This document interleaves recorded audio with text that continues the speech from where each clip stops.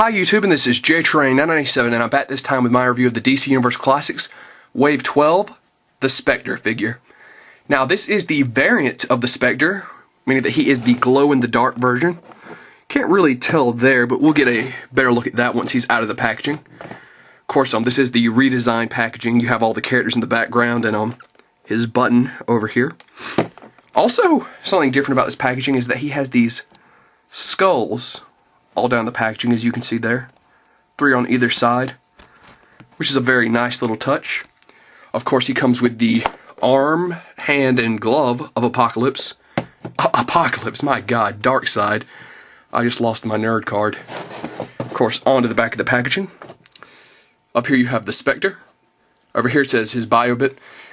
When honest cop James Corrigan was killed by the gangsters, the ghostly spirit of vengeance, where have I heard that before, appeared before him and offered him a second chance at life. Corrigan agreed, becoming the Spectre, a ghostly avenger of evil deeds, but Corrigan was only one in a series of human hosts to the Spectre entity. The Spectre's methods are often harsh, violent, and instill intense fear in his victims. If you gaze into his pure white eyes and feel fear, your days as a sinner are finished. Stats: first appearance, More Fun Comics number 52, 1940. Real name, Astar, as Spirit. I guess I'm saying that right. Once again, I'm not the master of pronunciation on these names.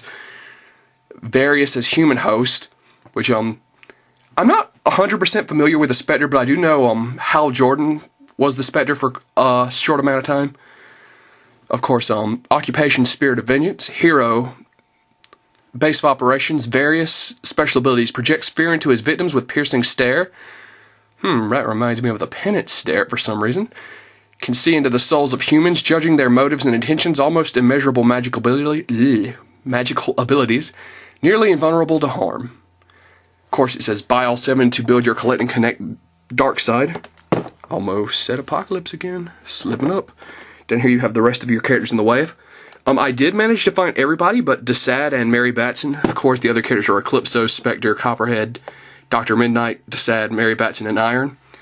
So, that being said, let's pull this bad boy out of the packaging. And here we have the Spectre out of packaging. Now let's get his button out of the way really quick.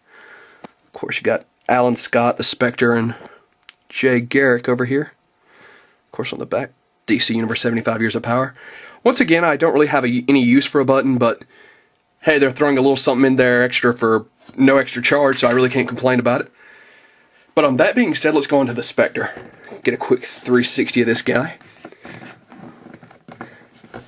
Now, this being the variant, I haven't seen the standard one in store. I don't think he really loses anything because I know it's just a solid white paint job, and this one you can kind of see the parts are a little more translucent than they might normally be for the glow-in-the-dark effect, but as you can see on the camera, it's nothing major. Of course, as far as articulation, he has the standard range for the DC Universe Classics. I was a little worried when I first reviewed Copperhead that this wave was going to be unusually stiff as a whole, because a lot of people told me it was. But this guy has some surprisingly free-moving articulation. He's a tiny bit stiff right at the arms, but nothing I can't work past. So, really overall, he has the full range. So, let's get him posed here. Of course, there's not much in detail to the Spectre. Of course, he's got some very nice poses on his hands. Of course, let's get a look at that face in there. Very nice ghostly face. Some nice detail on the cape. But while there's not much detail, that is accurate to what the Spectre looks like in the books. So, let's get him posed up. Let's get his arms up like this. More of a Spectre pose. Oh, I always complain about the fact that there's no flying bases. Apparently, MattyCollector.com has released a 3-pack of flying bases, so this is one of the figures I feel would benefit from having a flying base, so I'll have to buy a pack of those so I can have some of my characters flying. But that being said, let's try and see how his glow-in-the-dark effect shows up on camera. As you can see there, the camera's definitely not perfect in picking this up, but you can see he clearly is glowing. So that's a little something. Okay, turning this light back on. And there we go. So, it's not terribly noticeable, but it is very nice. It's an interesting little thing. Now, once again, this is it's not a horribly steep price increase, but online you're going to pay about $20 for the Spectre and anywhere around $30 for the glow-in-the-dark Spectre. Honestly, it's not that big of a deal to me. Yes, it's cool, but it's not worth an extra $10. I just happen to have found this version in stores. Of course, I'm moving on to the right arm of Darkseid. Of course, with his glove on. Whoa. Of course, the glove pops off, just like that. And you've got the alternate hand, which appears like it should be holding something, but to my knowledge, nothing else comes in the packaging. So I really don't know what he would be holding.